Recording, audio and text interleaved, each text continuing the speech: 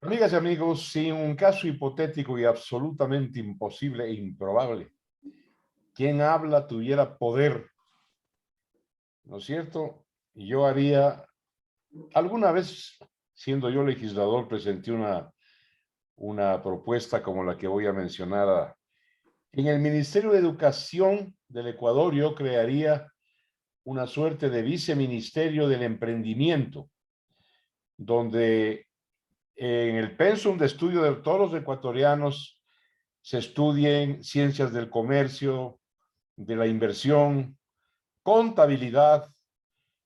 Otra suerte tendría este querido país mío, el Ecuador, en lugar de inculcar, ¿no es cierto?, marxismo y leninismo desde temprana edad. Bueno, esto no es ideología, no es política, es un deseo sano. ¿Por qué? Y le nombraría como viceministro, mínimo viceministro, a mi buen amigo Carlos Calero, que tiene una empresa que se llama, un emprendimiento que se llama El Asesor Contable de Gran Éxito. Así es, y con él vamos a conversar de este tema. Carlos, un gusto verle a los tiempos y gracias por aceptar mi invitación. Gracias a usted por haberme invitado. Señor viceministro mío. Carlos, una pregunta que siempre me ha saltado, ¿no? No obstante nuestra vieja amistad. Dígame, usted, además de contador público, ¿qué es? ¿Cuál es su título profesional? Bueno, yo soy licenciado en Contabilidad y Auditoría, contador público auditor, y tengo un posgrado en tributación. Correcto. Medio posgrado pude seguir porque el profesor que me daba tributación y que quise hacer la maestría, solo saqué el título de especialista superior en tributación, porque el profesor le había puesto yo mi plan de tesis de Ecuador, un paraíso fiscal en el Pacífico del Sur, y mi profesor no me aceptó porque al SRI no le convenía y él trabajaba en el SRI. Sí, eso explica nuestro subdesarrollo, ¿no? Pero no se preocupe. Le cuento que yo no soy de aquí del planeta, yo soy de un planeta que se llama Nova Terra, en la República de la Abundancia, en la estrella Alfa del Centauro. Yo estoy aquí castigado por insurrecto, pero cuando yo me muera regreso a mi planeta y ahí me le voy llevando a usted en la maleta y le nombro ministro de Emprendimiento. Oiga, hablemos en serio.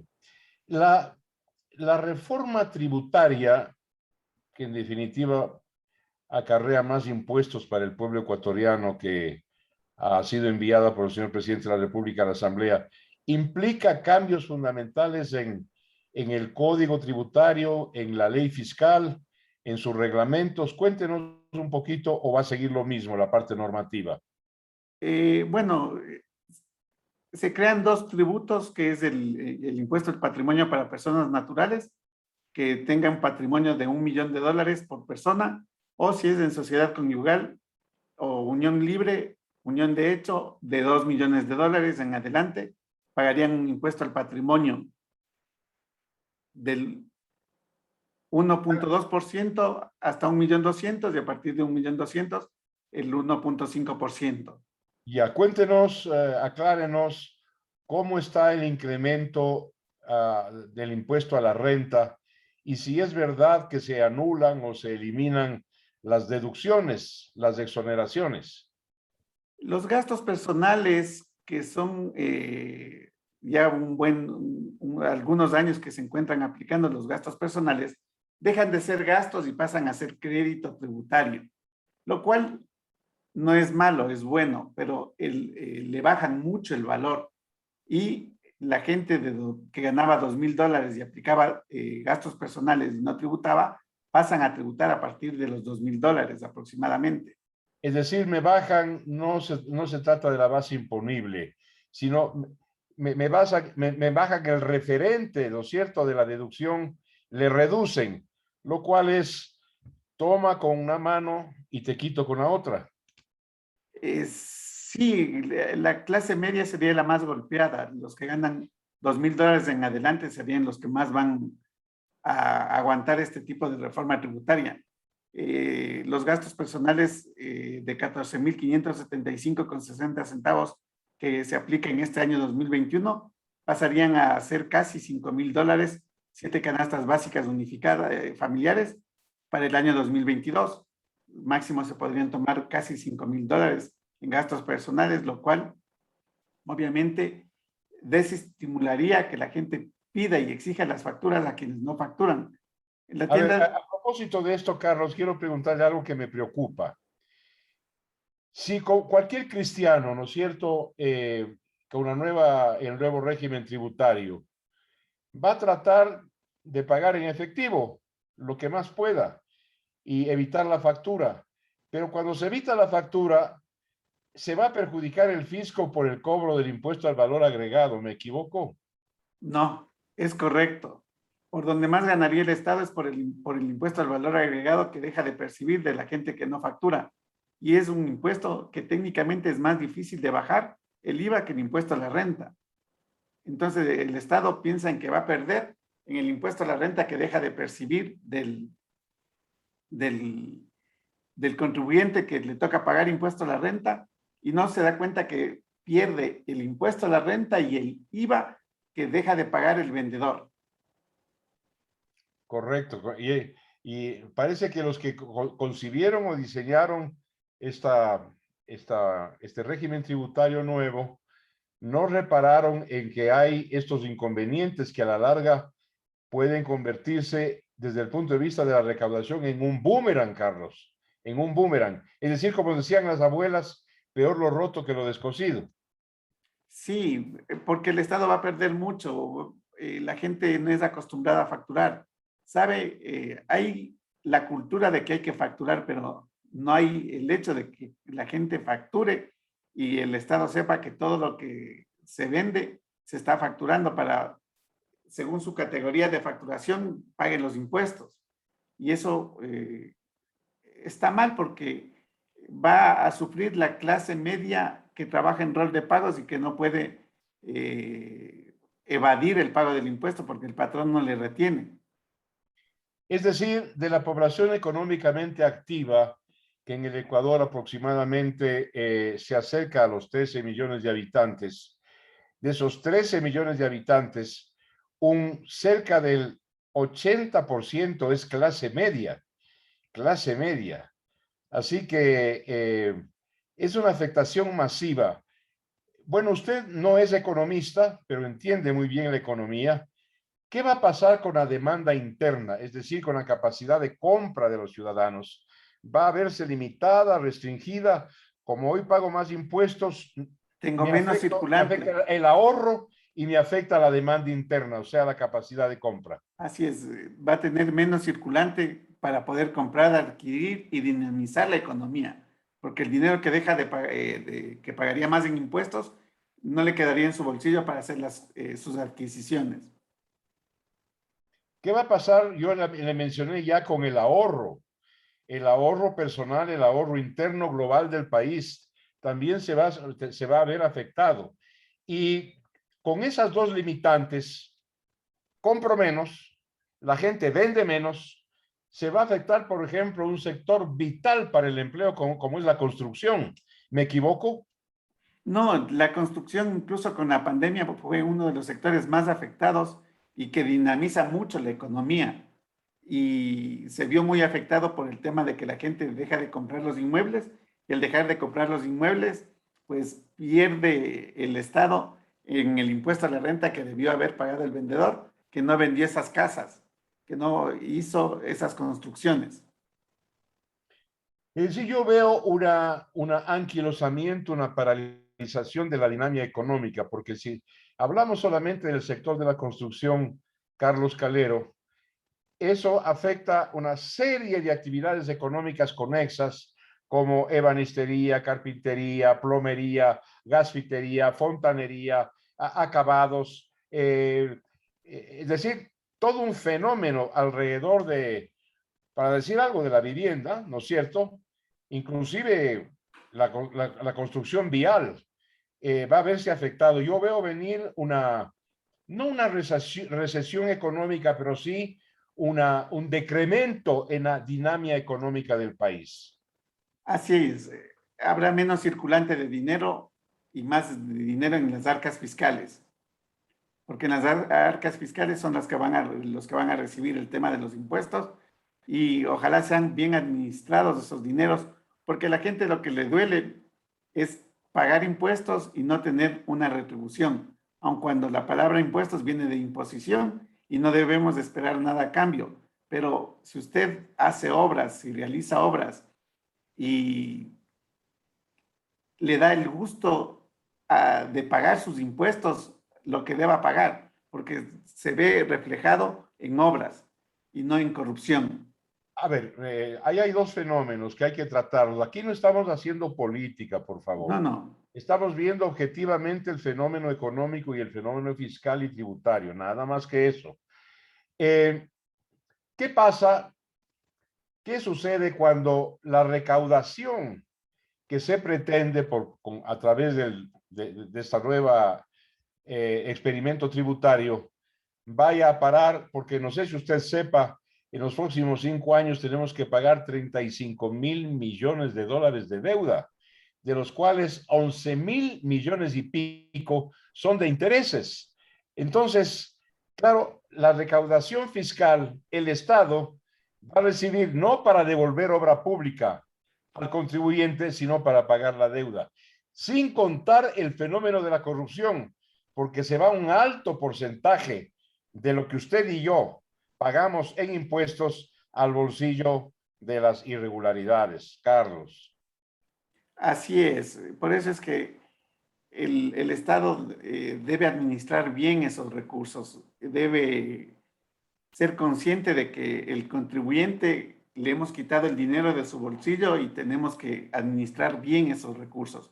La gente sabe que yo en política no intervengo. Mis temas son técnicos y son analizados de manera objetiva. Ha habido, el otro día un señor que me contrataba para que le asesore, me decía que el impuesto al patrimonio le parece lo más injusto que puede haber, porque él cuando generó la riqueza, cuando generó ese patrimonio, ya pagó el impuesto. A ver, Carlos, manejamos evidentemente datos, ¿no? Porque investigamos. En el mundo hay 193 países.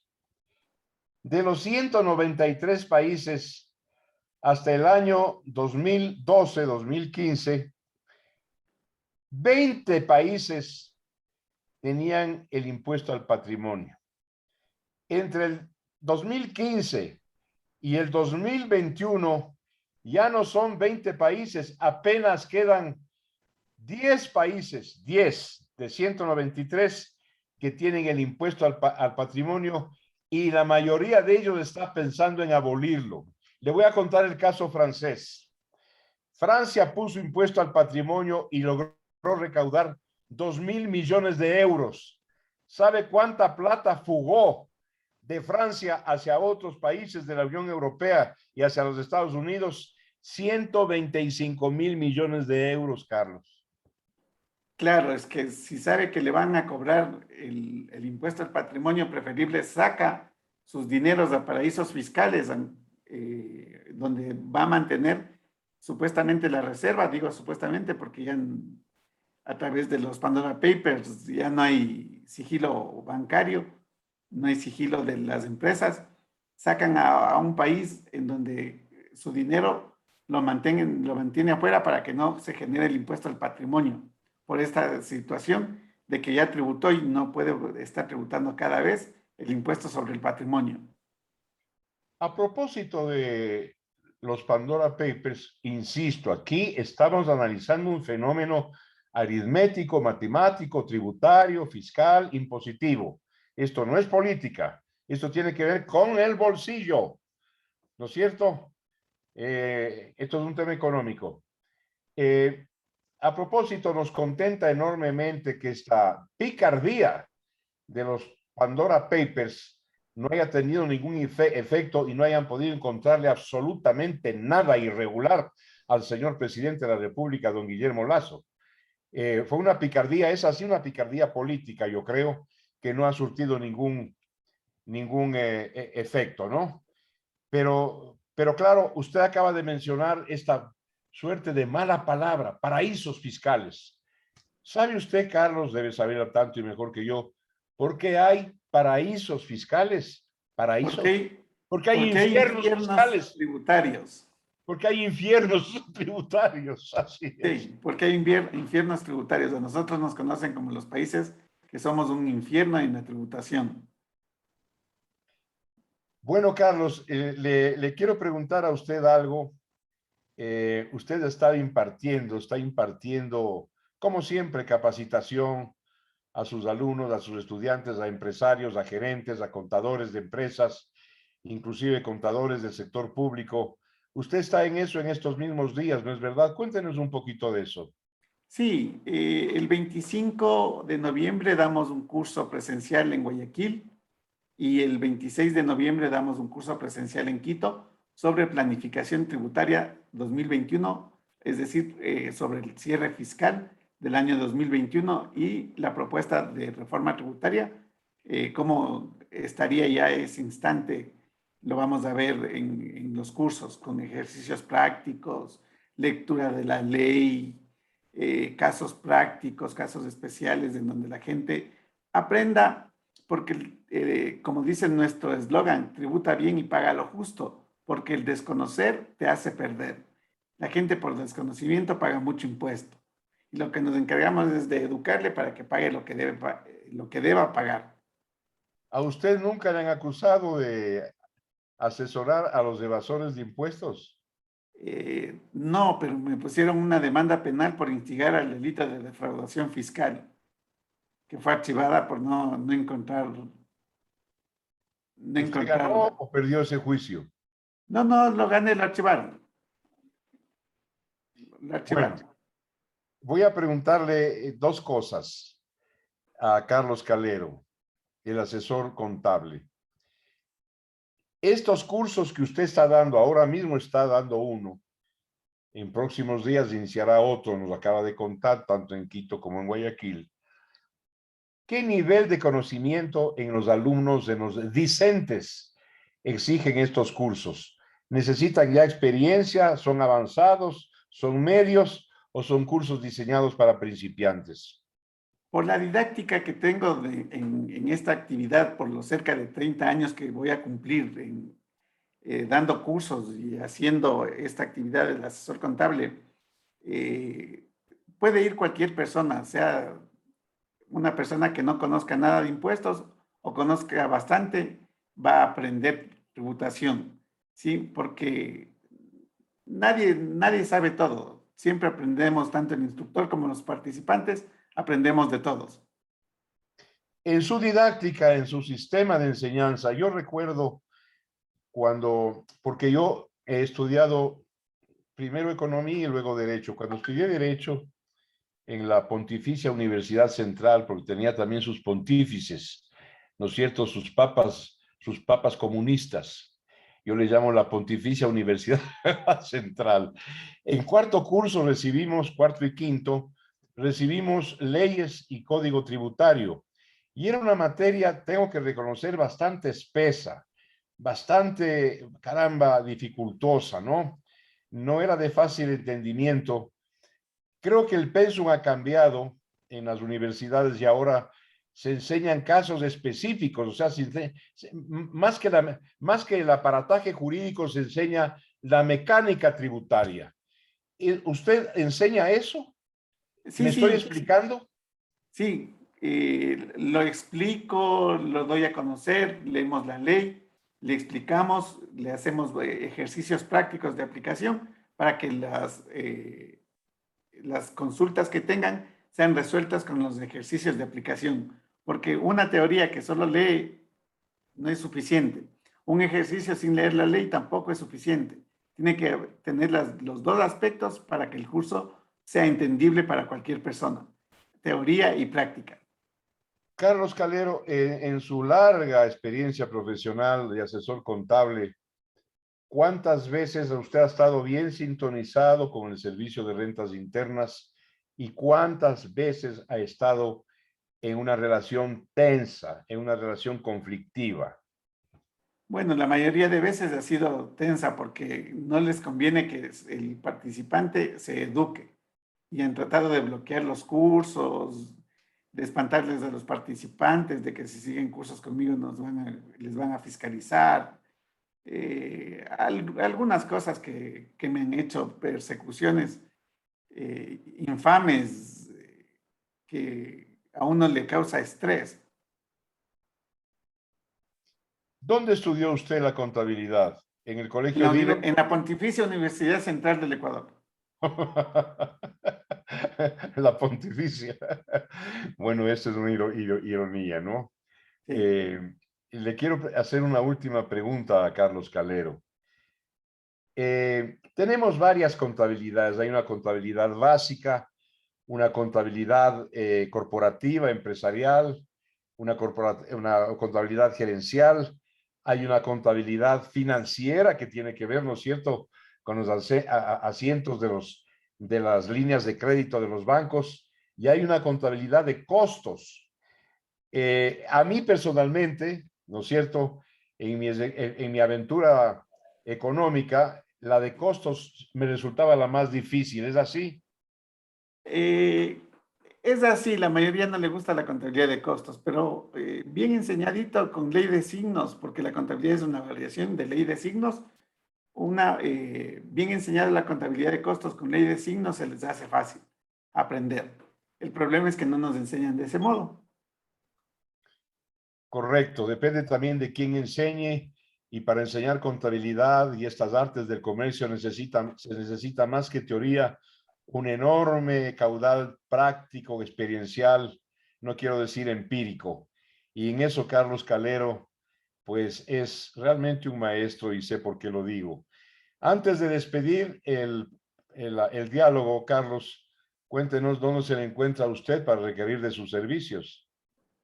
Nos pueden ubicar a través de nuestras redes sociales como el asesor contable. Estamos en Facebook, YouTube, en TikTok.